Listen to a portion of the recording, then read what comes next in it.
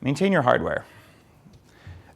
This is a picture of the Bulletproof Diet. It's an infographic, one page you print out, you put on your fridge.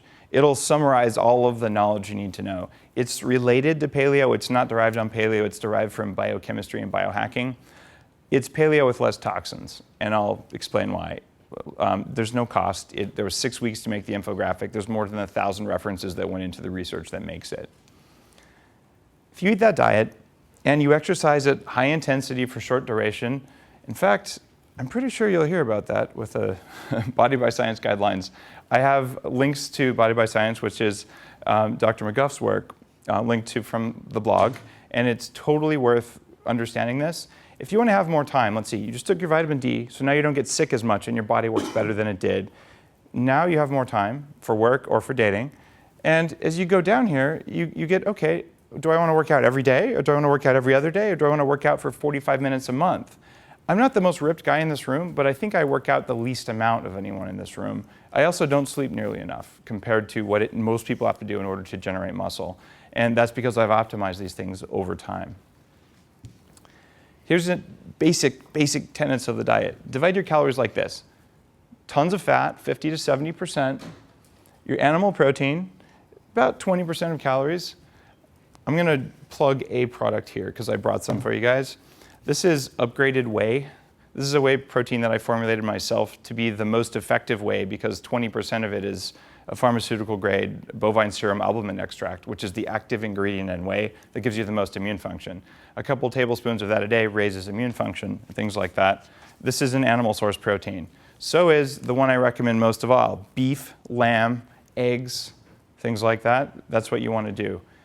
The idea that you're going to eat soy or wheat or just that protein is total BS. Vegetables, up to 20% of calories. It's hard to eat 20% of your calories from vegetables. Actually really hard. Don't force it. If it's only 10%, you'll be fine. And fruit or starch, up to 5% of calories, but not a lot every day. I recommend you do some starch of a specific form that's all in the Bulletproof Diet basically once a week, maybe every 3 to 7 days if you're exercising a ton. But other than that, you want to really focus on fat for breakfast, fat and protein for lunch, and fat and protein for dinner, and veggies whenever you feel like it. Here's the variables, and no one teaches how to think about food like this that I've come across. The first thing you look at is macronutrients. Does it have the right kinds of protein? Does it have the right kinds of fat? Does it have the right kinds of, or lack the right kinds of starch? If that's right, then you go on to the next step. Does it contain anti-nutrients in it? Because what's the point of eating something, oh, it has the right amount of fat, but it has a bunch of things that move my needle backwards. They make me less healthy. That's the part that lots of nutritionists skip entirely in favor of number 3, micronutrients. Oh, it has potassium in it.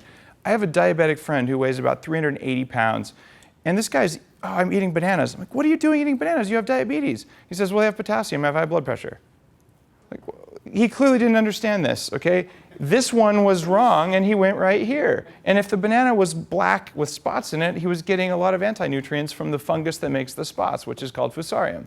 So you just need to pay attention. That's the order of operations for food. If you get this, when you look at a soybean, you'll recognize that you really shouldn't eat it or even feed it to the things you're going to eat.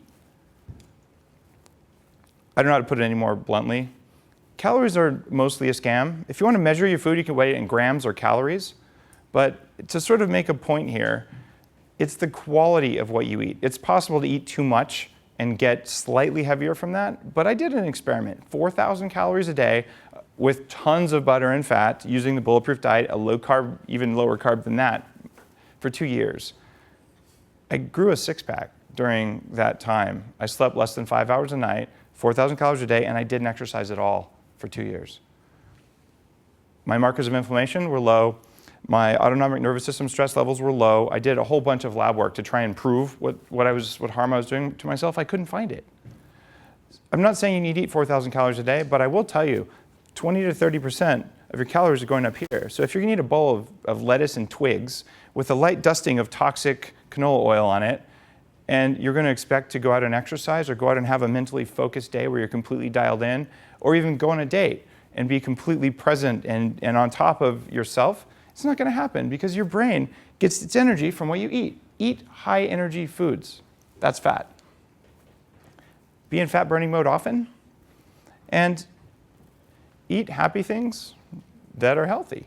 So that's grass-fed meat. That means you don't want to eat a cow that was tortured and fed all soy and corn because it has hormones in it you don't want to eat and it has fats in it you don't want to eat.